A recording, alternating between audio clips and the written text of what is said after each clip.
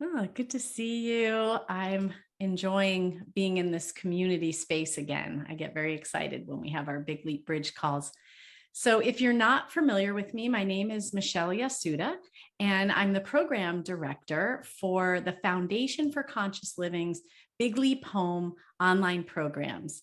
And these programs support individuals, communities, and organizations in generating agency, connection, and creativity on our shared planet.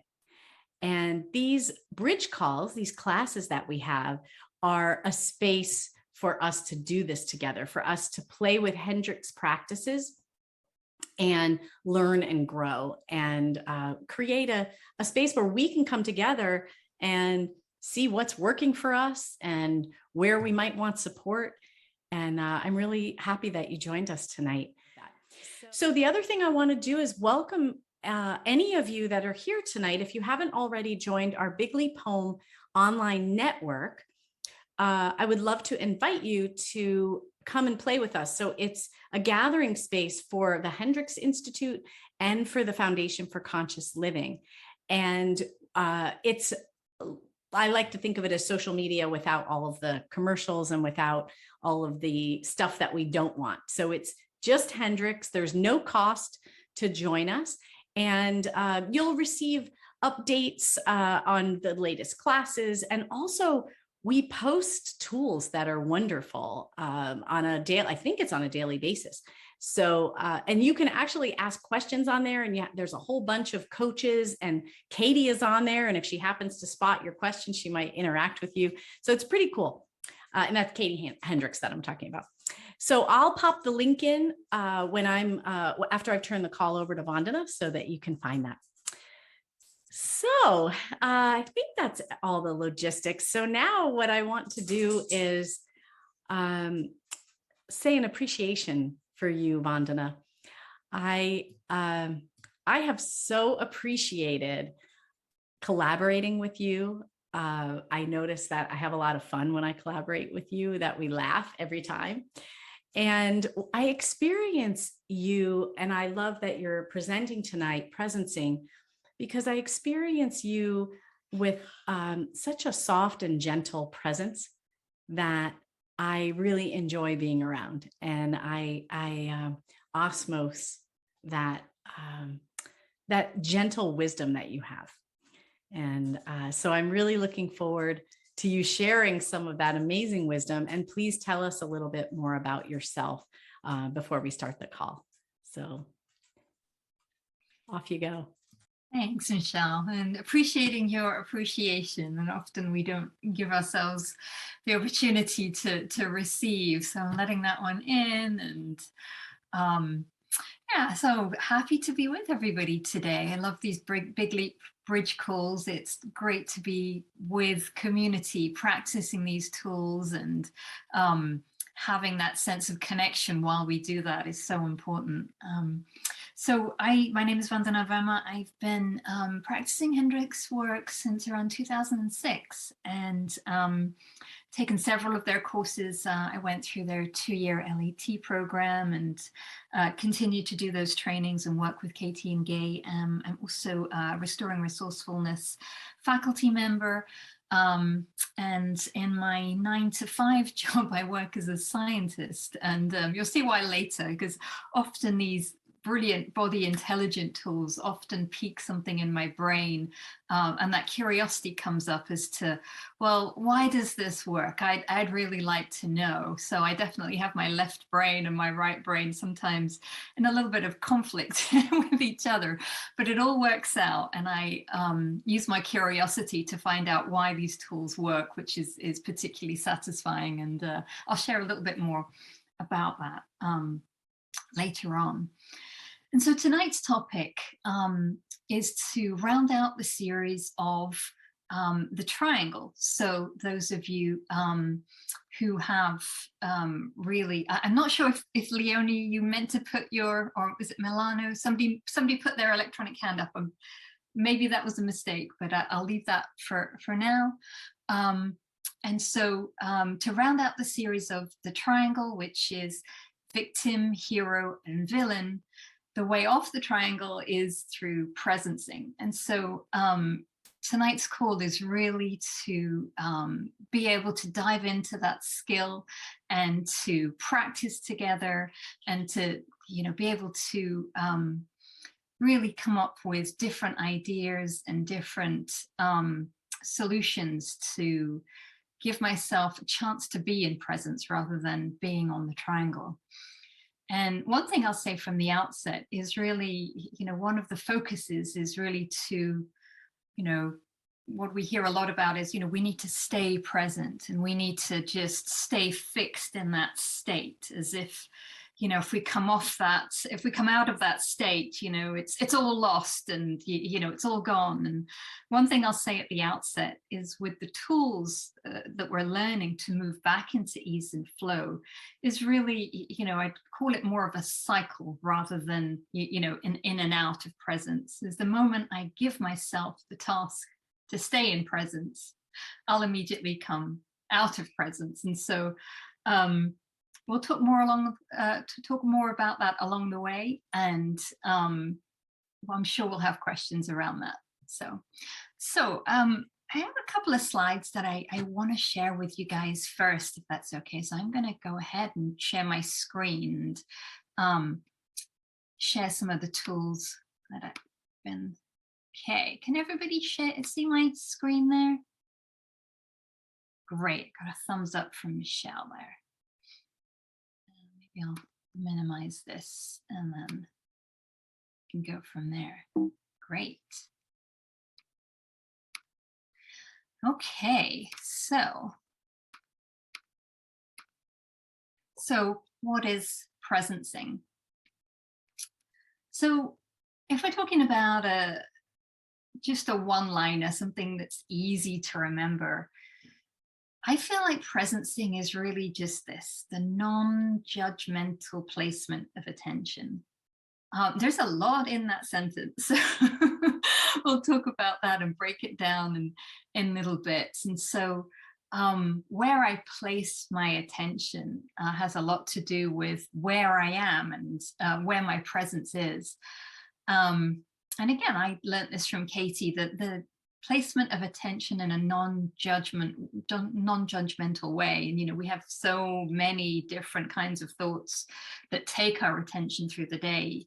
And so to be able to step back and just give myself the practice of just allowing my attention to be somewhere without having, the attention be critical or controlling or,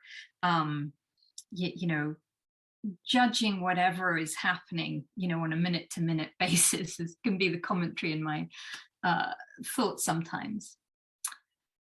And really, we've had a lot about fear in the Hendricks work, and so we definitely can move from fear to love. And the method that we do that is through presence. We hear a lot of people saying, "Well, just move from fear to love. Yeah, that's just the solution." But the how of doing that is really, the how of consciousness is really to do that through presence. And that gives us new perspectives, new possibilities, and the possibility of taking action in a different way. So it takes us to a different state of consciousness, which comes from our essence, that part of us that's always available, and the part of us that without us we wouldn't recognize. And so the act of presencing, when we talk about presence, we want to put it in an active form so that it's something that's real, it's dynamic, it's not something that, stays in a static way. So being present is, one way of talking about it, but presencing, the act of presencing, is the act of resting our attention on something real that we're experiencing right now. And so one way we can do this is noticing something internally, presencing our feelings. Our feelings are trying to tell us something that's trying to get our attention. Am I scared or angry or sad or happy? So going back to triangle. So this is where the series of these Big Leap Bridge calls has been over the last couple of weeks. And so those of you who are familiar with the triangle, we've got the hero, the victim, and the villain. And so to move to presence, we really, if you look at the hero, the way off the triangle and into presence and into freedom, as we can see here, is something that we call sorting the two files, the things we can control and the things we can't, which is an important role that the hero has to give up to be able to do that.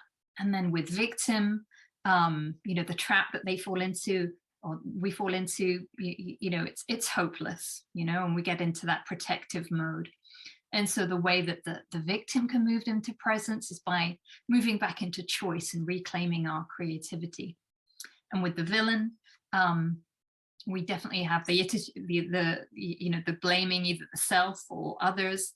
Moving out of that is to really, instead of, they're wrong, people are wrong, the world is wrong, is coming back and, again, moving out of that fear and having that clear choosing and committing, which is really important when I'm stuck in villain.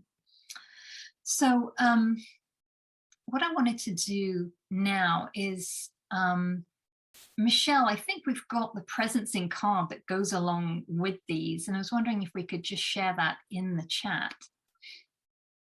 And then I will speak to that. I think I'm going to stop screen sharing so that people can pull up what you're going to share in the chat, which is the presence card. So take a look at the presence card. And this is a really great set of tools that has been put together, and it really goes really well with the hero, villain, and victim cards. But how do you know you're off the triangle? And so, we feel that we're free of constriction. And so spacious breath and movement, seeing more possibilities. And then Michelle had the great idea. I was talking to her earlier, just before this call, and she was saying to replace them with I statements. And then she had these little cards that she's created for herself with these questions on them, which I thought was great. And so that's one thing I'm definitely going to do for myself. And so I take 100% responsibility for the issue. I can see others as allies rather than enemies. Oh, there you are. I think she's also put that in the chat, which is wonderful. This beautiful visual that's going alongside those statements. And I'm interested in learning from everything. So having that, I can't actually do two things. It's very difficult for me to blame and have that curious attitude at the same time. You literally don't take up space in my brain. They physically can't do that. So interested in learning from everything. Seeking out learning, connection, contribution, having those authentic feelings. Being authentic is another way to get off the triangle. And then down in the corner on the left on that handout, some really great ways to shift into presence. I think the whole call could be summarized in these couple of statements. So appreciation, conscious breathing, getting curious, drastically changing your posture. More to say about that in a couple of minutes.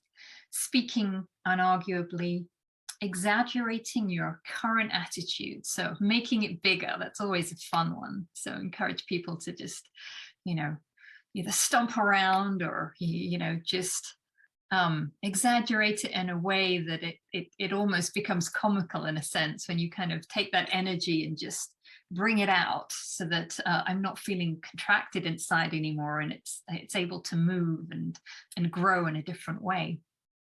Claiming responsibility and practicing conscious listening. Lots of really good Hendricks techniques that we can talk about tonight, and also there's lots of resources on the Foundation for Conscious Living website there.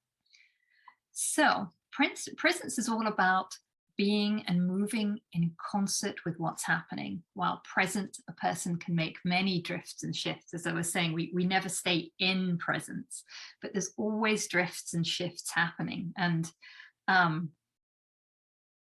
just becoming to know my own drifts is also a really, really helpful exercise. The question, it says, isn't how often we drift, but how easily can we shift? Do you learn in the moment, or do you continue to drift more deeply into the triangle where suffering occurs? And so, yes, there's definitely the triangle is the cause of the drama, and all of that real adrenaline. We've heard about the triangle and how that can really only generate adrenaline. So what we're interested here with presencing is giving ourselves a different source of fuel, a different pathway in my brain. Again, coming back to the science of it, when I'm thinking about shifting into creativity, and when I'm practicing different breathing techniques, all of those, creativity, you'll start to create dopamine in your system.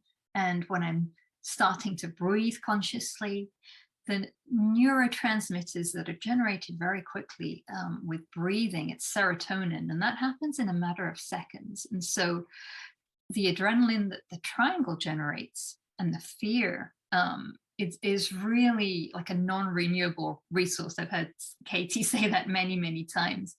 And so what we want to do by presencing is give ourselves choice. And really, we're not going to be able to, get rid of fear completely, but what we'll be able to do is reclaim the energy through presence, and then bring us back to a state which feels more pleasurable and shifts us into there's more pleasurable neurotransmitters, which is really, really, a great side effect of presencing. So, okay, so I'm going to get back to what I wanted to share here. All right, I'm guessing you guys can all see that again. Great, thanks, Michelle. So, moving off the triangle into presencing. So, presencing our feelings. Feelings are trying to tell us something. Often it's when we, some of us are coaches, and one of the biggest things that comes up is really clients are usually only really, when they have big feelings, they have two real problems. Is one, they don't know what they're feeling, or two, they don't know what to do with those feelings. And so once I can start to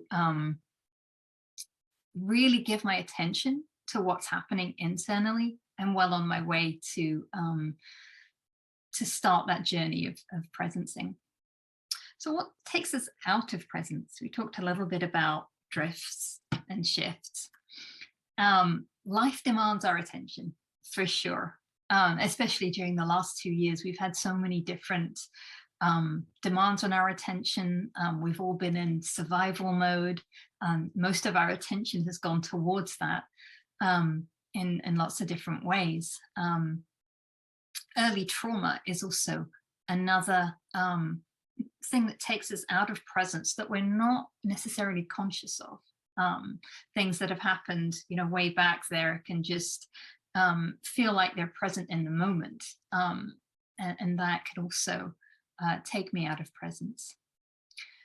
And that was really, withdrawing from those aspects of ourselves that we couldn't be present with at that time. And so giving myself my attention and my presence is one way of really starting to create space within myself. I often hear Katie say that love is really being in the same space as something, and giving myself that attention and that presence is really such a gift. So, and fear, again, we've talked about fear and the triangle and the adrenaline that's generated. So when we're in fear, we talked about the 4 types of fear: fight, flee, freeze, and faint. And when I can notice that I am in fear, and if I can recognize the ways that I do get scared, and then giving myself some presence with the techniques that we're about to practice in a moment, can really, again, put myself back into presence. So I want to just talk a little bit about attention, which is so closely connected with presence. Now, when I talk about attention as a resource, what I mean by that is attention is really a limited resource. We definitely see that. Okay, so the American Psychological Association defines attention as a state at which cognitive resources are focused on certain aspects of the environment rather than others. And so, where we place our attention, right? And so our attention is valuable, and the more that I sort of see social media and other things that can take me out of presence, they're using my attention. It's almost what we call the attention economy. Our attention is valuable to others. And so advertisers and social media and lots of different things out there are always competing for my attention.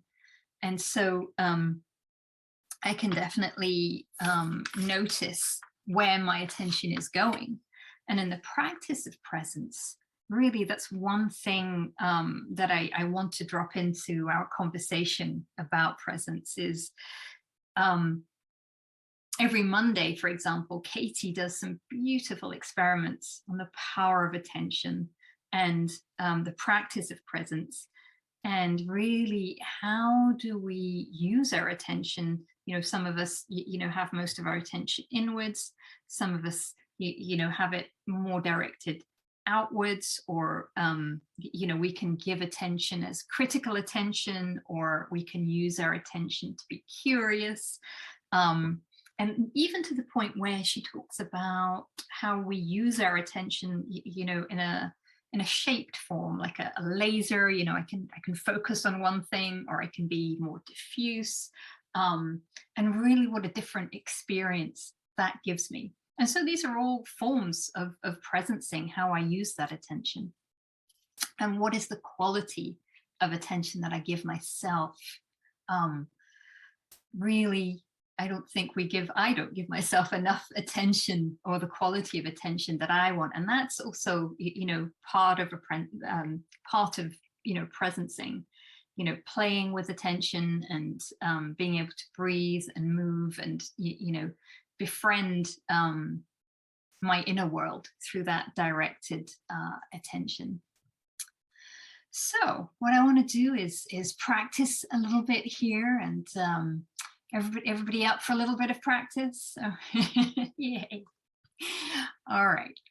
And so feel free here to, not worry about what's on the screen. You can close your eyes, or just move freely as you feel comfortable.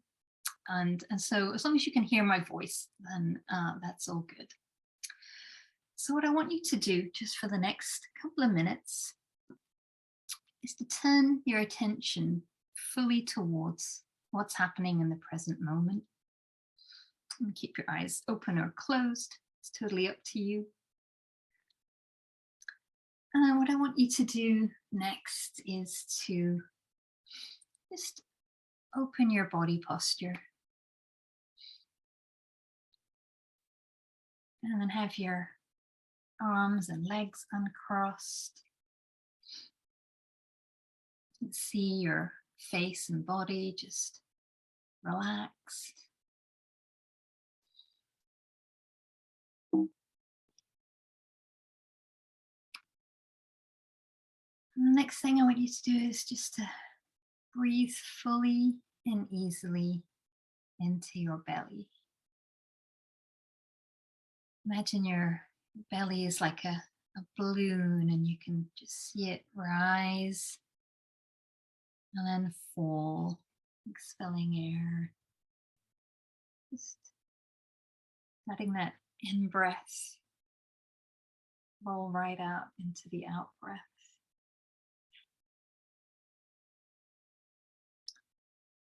Being aware of the speed of the thoughts in your mind.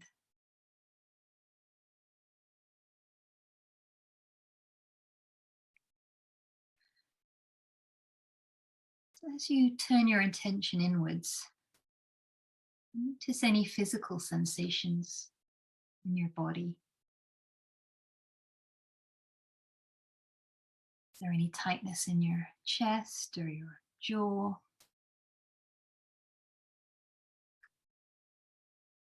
Is there any sensations in your back or your legs? Feel your feet. Feel your back against whatever you're lying against.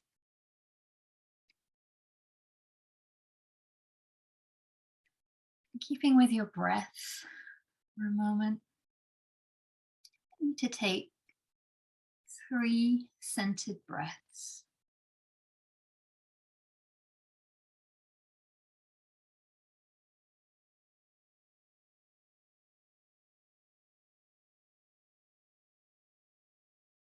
After you've done that, what I'd like you to do is just change your body posture in some way. It's nice and easy, remaining in your comfort zone. Follow any impulses to move.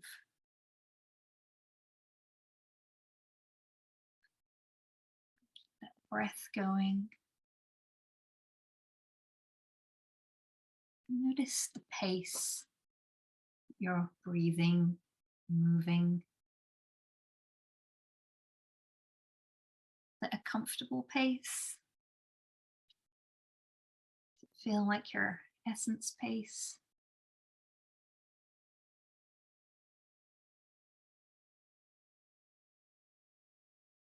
And lastly, I want you to get curious. Make that curious. Curious noise, either inside or out loud.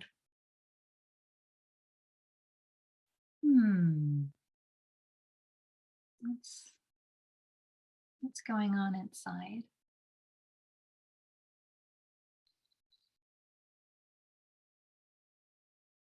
Lastly, give yourself an appreciation. An appreciation for going through the exercise, an appreciation for being willing to give yourself your curious attention. Yeah, like that. I see Kathleen doing this with her arms. It's a great presencing and giving yourself attention move right there. Yeah. So, yeah, just allow yourself to come back and gently come back into the room. So that was really simple steps of presencing. We went through that in a little more detail, but those are the basic steps really to just take a couple of deep centering breaths and open my posture and get curious. Just those 3 steps make a really, really big difference. When I first heard about how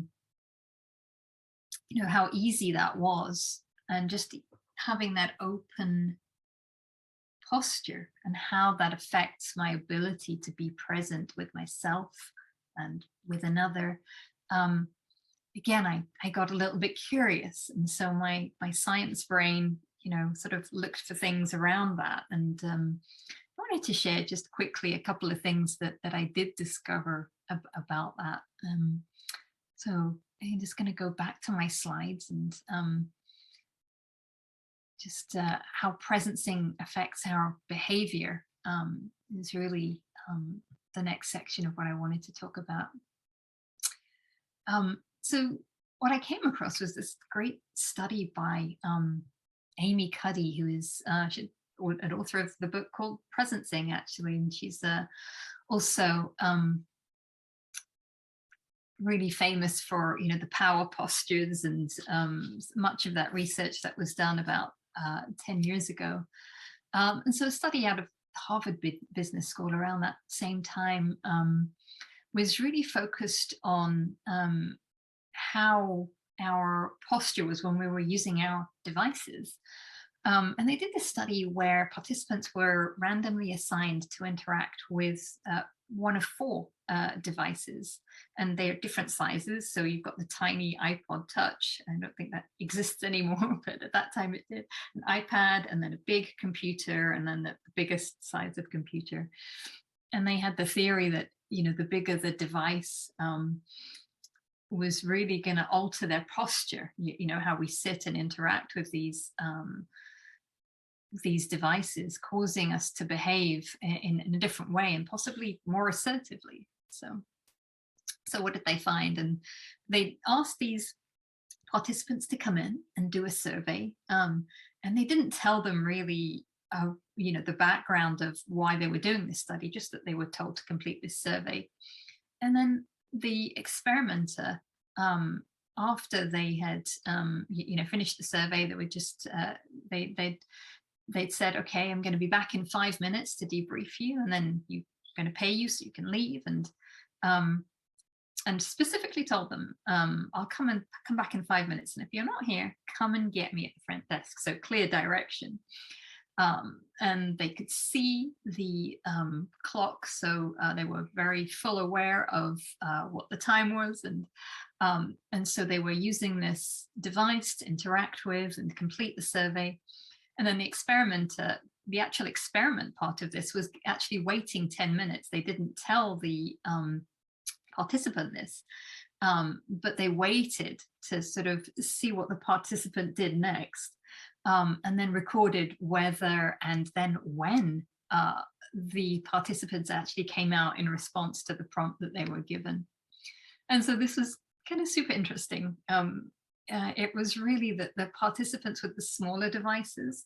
So the idea is, you know, the smaller device, you know, the smaller your posture is to sort of interact with it. And the bigger the device, the more expansive your body posture is. And the participants with the smaller devices waited longer than the participants with the bigger, you know, Mac computers.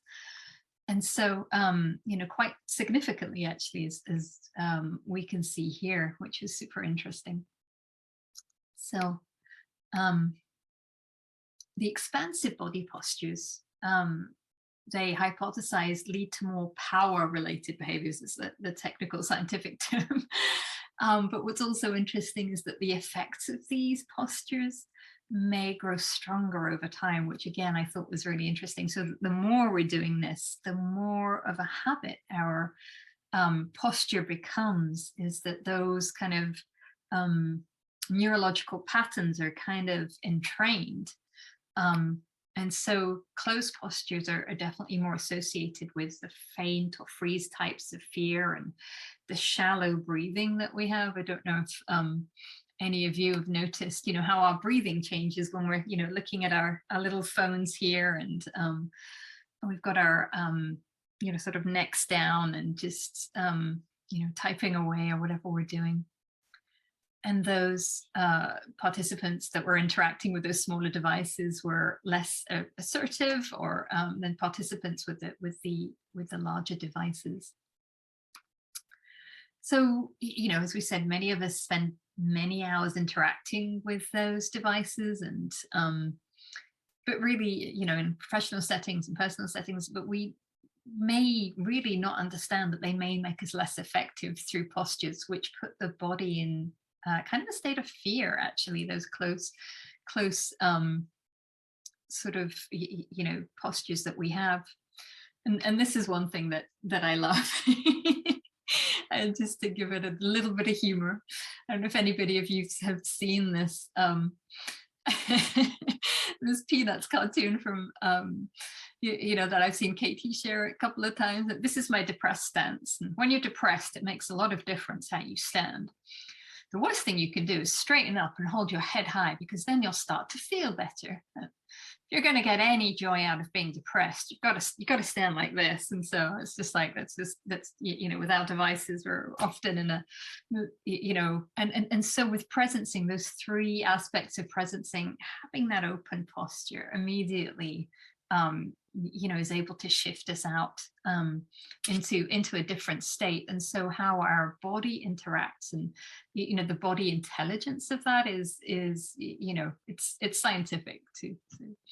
So what can we do is to really, the regular practice of presence, we can allow ourselves to notice and shift our posture into a state that's likely to be more open, and experiment. After using our devices, we can practice presencing techniques. We can put our phone down and uncross our legs and open our arms and circulate our attention and see what happens. Okay, I think that's, stop sharing. There we go.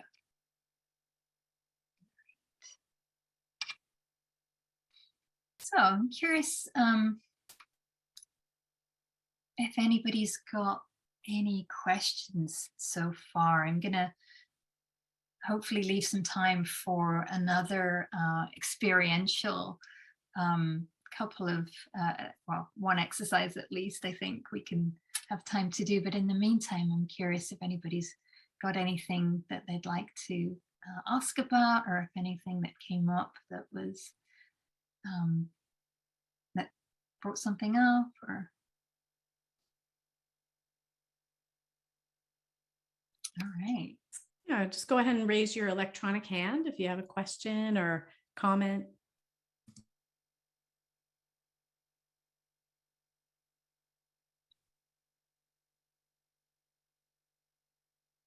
Kathleen, yeah, I see you.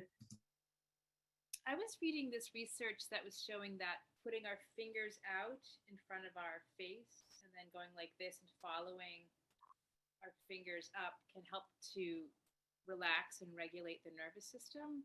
Have you heard of this also? I haven't, but I immediately, I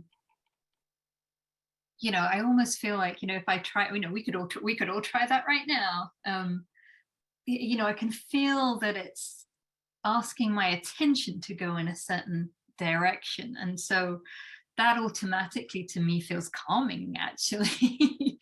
So yeah, I think it's, again, using our attention in a way that allows us to, give us that, focused attention. And that can be good. If we're focusing on something, outside of ourselves, how Katie asks us to, what we call the loop of awareness, just allowing our attention to come in and then go out again. I feel like it's a great version of that, actually. So being able to, shift my attention by choice is really a great skill. And, it's one that I don't practice enough, but that's why I go on Mondays whenever I can, because I know that habit of shifting my attention really is a great presencing technique. So yeah, good question. Okay. If we've got no more questions, I was going to do another presencing exercise if anybody's willing to join me. All right. Great, lots of practice, which is great. I see a thumbs up there. So, all right. So, again, it's more of an experiential one, and I think I'm gonna sort of use a little bit of movement, and so I can just it'll take a few minutes to do that. Okay, so again, I'm gonna ask with gentle curiosity to Again, you don't need to see me. You can just listen to the words I'm saying and just follow along. So let's turn our attention to our inner experience. And then either inside or outside, let's take a breath and just with that gentle curiosity, just say,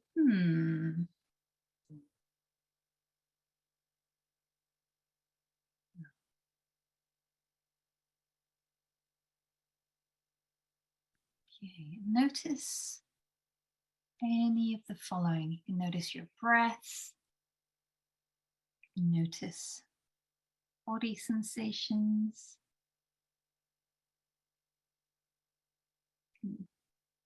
describe a body sensation.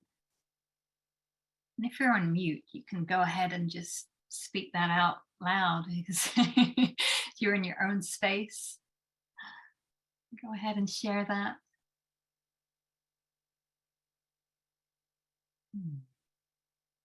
Any words that are running through your mind? Notice the speed of your thoughts.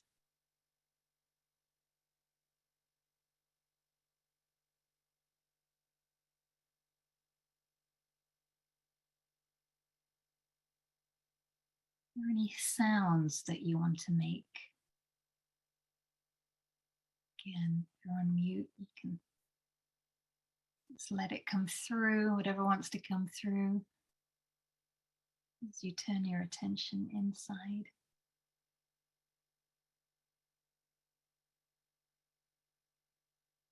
Yeah, being aware of the rise and fall of your breath.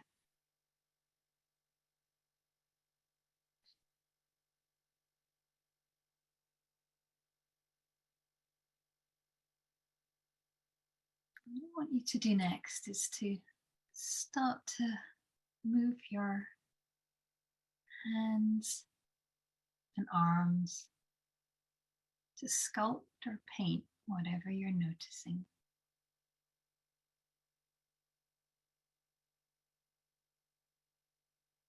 Again, I don't have to judge what's coming up.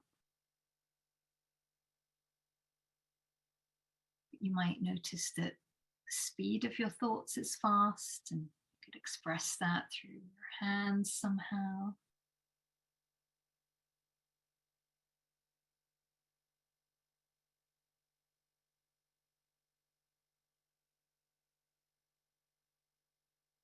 Does it have a particular color or a texture? How could you shape that with your hands?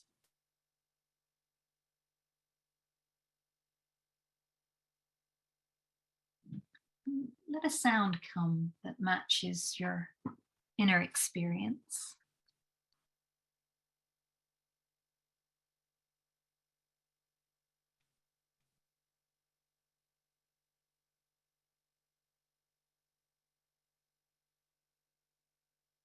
Just keep that movement going.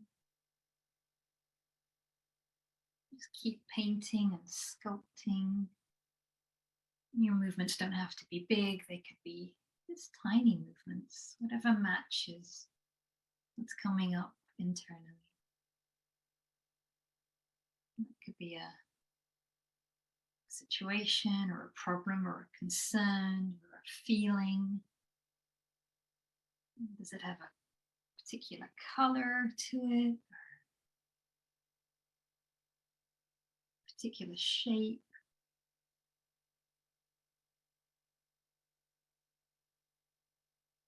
Yeah, and go ahead and allow your breath to move along with your hands.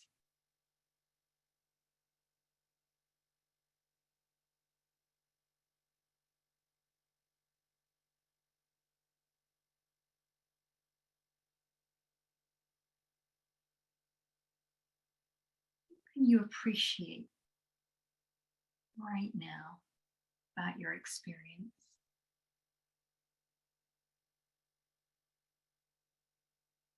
Appreciate yourself for being willing to move, being willing to turn your attention inwards. You can do that more, you can make it bigger or smaller. Just be with your inner experience, the way that you would be with a close friend. Give yourself that attention. Yeah. You might just put your arm around it like you would a close friend. Just giving that same attention to your inner experience.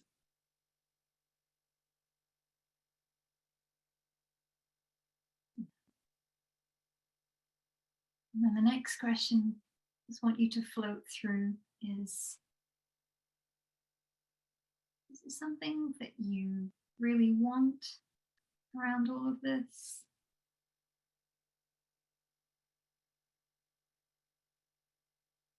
It doesn't have to be a yes or a no. Or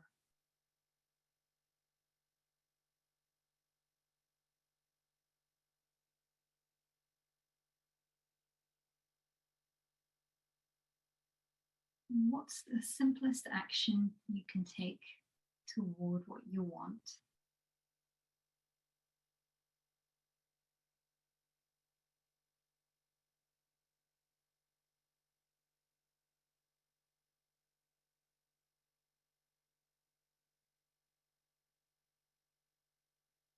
The emphasis being simplest.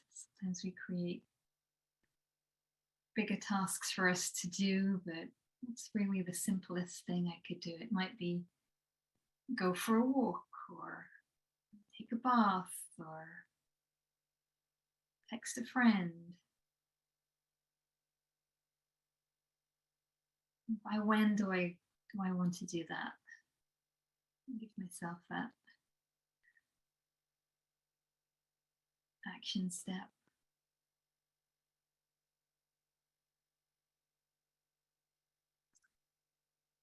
Yeah, as we come into a landing spot with that, just allow myself to bring my awareness back into the room, and back with all of us. Yeah. Can open our eyes or feel our feet on the floor.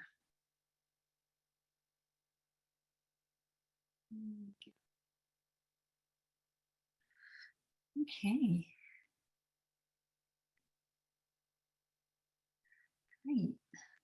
So that was another experience of presencing. So moving so that our body, experience of our body, matches what's going on internally, which is also another way of just not giving ourselves too much to do with our brain. So we can't usually presence by thinking ourselves into presence. I don't know about you, but the more I think,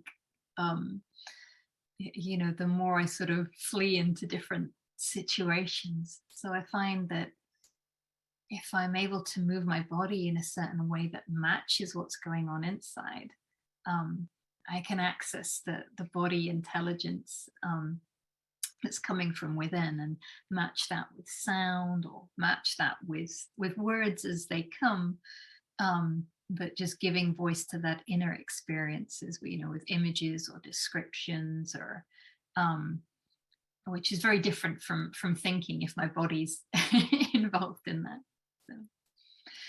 So yeah, and just doing that till I feel complete, even for a couple of minutes a day, can be very powerful, and gets me back into presence. So okay, we've got a couple of minutes for questions at the end, but I wanted to read a poem, actually, which was really I see in the chat. Let me just Yep. Definitely been an overthinker. Yep. Shalonda, definitely get that. What's really interesting was, you know, it kind of refers to our habits, but there's a favorite poem of mine called There's a Hole in My Sidewalk. I've had various Hendricks people read it, but I wondered if I could read it for you just as we're ending today. So I'm just going to go ahead and do that. So again, feel free to listen, and then we can take some questions towards the end. Okay, so yeah, it's by Portia Nelson. It's called There's a Hole in My Sidewalk. I walk down the street. There is a deep hole in the sidewalk. I fall in. I am lost. I am helpless. It isn't my fault. It takes forever to find a way out. I walk down the same street. There is a deep hole in the sidewalk. I pretend I don't see it. I fall in again. I can't believe I'm in the same place. But it isn't my fault. It still takes me a long time to get out. I walk down the same street. There is a deep hole in the sidewalk. I see it is there. I still fall in. It's a habit. My eyes are open. I know where I am. It is my fault. I get out immediately. Walk down the same street. There is a deep hole in the sidewalk. I walk around it. I walk down another street.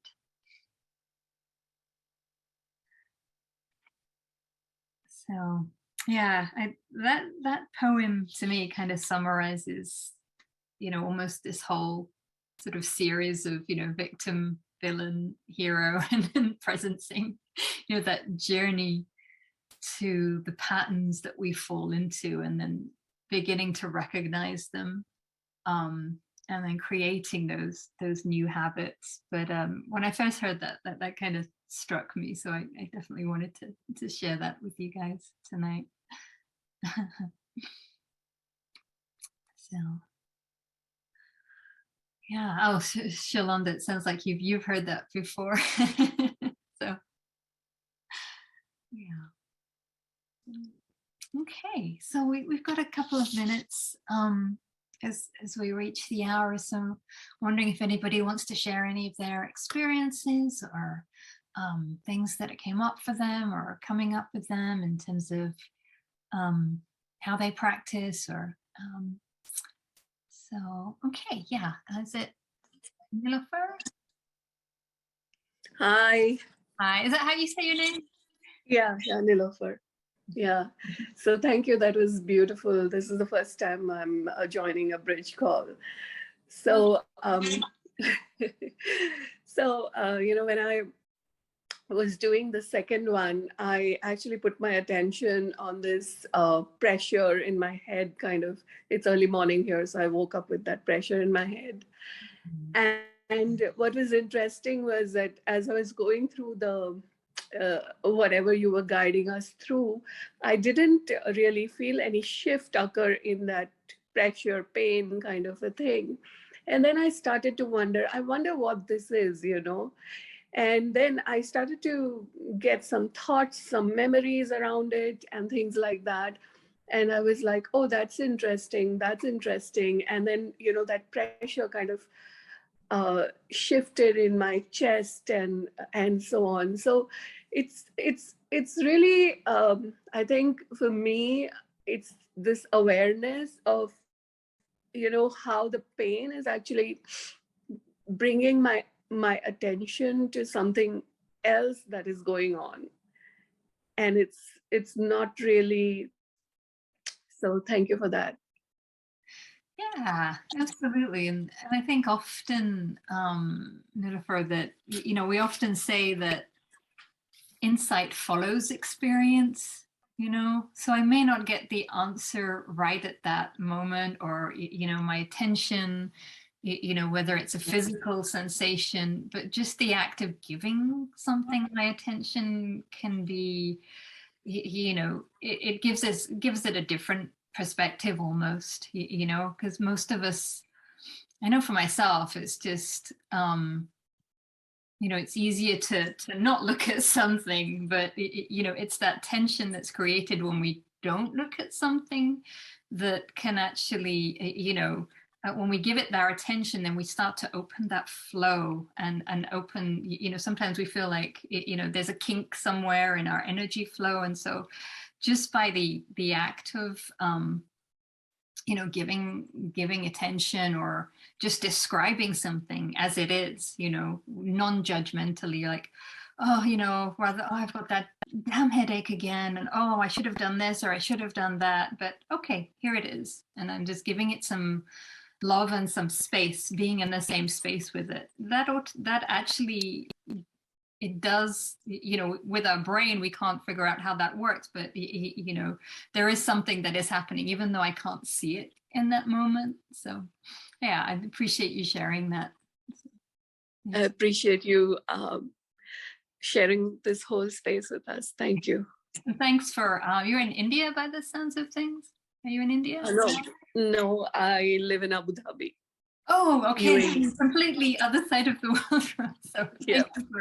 thank you for joining us from Abu Dhabi. Stephen, see Stephen's hand. Hi, can you hear me okay? Yes, we can. Good. This is wonderful. I really enjoyed this. I kind of had a question around, I'm wondering if when I think I'm in presence, I actually am. And, and the specificness here is when I'm like having some repetitive fears about something, and I'm trying to get to a place of what to do about it, and I'm sort of saying, okay, well, get out of the to do and just try to be and face it. And then I spend so much time facing it, and it seems like I just jump into mental thoughts, and then I go around in loops, and then an hour goes by, and it's like I haven't actually figured out what to do, and I just feel frustrated, and I feel like, I'll forget this presencing thing, when I probably haven't done presencing at all for maybe more than 5 seconds the whole hour, I'm guessing. So I guess my question is, like, how do I avoid that next time? I think, Stephen, thank you so much. That was really lovely. Because I think, you know, we will have a version of what you've described. And what it sounds like to me is that, you know, you kind of, it sounds like that there is a lot of fear about, you know, being in presence or trying to fix things from, you know, the left brain, or the, you know, the way that we, if we could think ourselves out of fear and into presence, I think we would have done it by now. and so, you know, this is why, you know, my sense is that the body intelligence processes are so valuable, because, like, you know, like you, I tend to, even now, try to think myself out of a problem. I notice we're coming up to time, so if it's okay, just to finish this question, Michelle, and those of you who need to drop off, totally understand.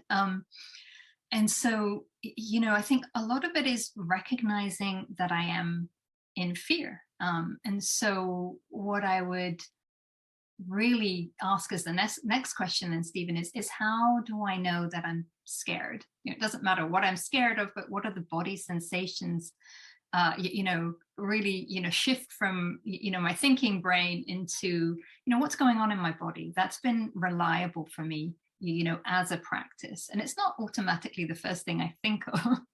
You know, like fear melters, for example. I don't know if you're familiar with those. Those are a great body intelligence tool. We have lots of information on fear melters, which is, you know, the oozing, the rooting, the wiggling, and the scooping. These are all things that, you know, when at first I was like, oh, this is a bit silly, but, you know, it got me out of my head. For sure. There's a lot of science behind those fear melters. You know, there's 4 types of fear. So fight, flee, freeze, and faint. And it to me sounded like you were in trying to flee to get away from where you were to get into presence. Oh, which, definitely. Yeah. you know, So I need some of the rooting yeah. then. So Yeah. I have experimented with them. My wife's taken a good number of the classes with Gay and Katie. So I'm kind of osmosing from her, really. Yeah, and so like as a fellow overthinker, I can't recommend it enough. And so if I think I have to go from a particular state into a particular state, chances are, you know, I'm still in my head. And so you'll know, you know, for example, essence space is also another great presencing tool. You know, so that's also another way to slow myself down so that I'm coming from the awareness of, you know, essence. And so again, lots and lots of different tools, but you know, I don't know if that answers your question, but yeah, I would definitely try to sort of you know, move out of the fixing persona that many of us have to, you know, how can I just give my, you know, let my body take over for a couple of minutes and see what happens as an experiment. Yeah, I'll try that. Yeah, that's helpful. It's just helpful even just to hear, oh yeah, it's a flee response. Okay, yeah, I'm fleeing to my mind. I'm trying to figure out what to do to make the feeling stop, rather than actually just presence the feeling itself and see where it is. So yeah. And so a lot of our attention goes into trying to stop us feeling, when the easiest thing, it may feel uncomfortable for, you know, 10 seconds or so, but once I give myself permission to feel the feeling, your brain will kind of relax a little bit. So. Yeah, thank you for that. Problem. Okay. Okay, Michelle, I think we are at time. It was so much fun to be with you guys and to really go through some great presencing experiences and science and lots of different strategies for presencing and staying off the triangle. So, okay. Yay. Well, Vandana, I want to thank you. I'm seeing some appreciations for you. I know that Margie had written that she is sending warm appreciation to you. And so thank you so much for bringing your, as I said before, gentle wisdom to us. And I know I feel more grounded than when I started this call. So thank you, thank you, thank you. And if anybody wants to unmute and say goodbye, feel free. And thank you so much for joining us tonight. We'll see you next time. Thank you so much. Goodbye. Thank you. Bye. Thank you. Bye. Bye. Thank you.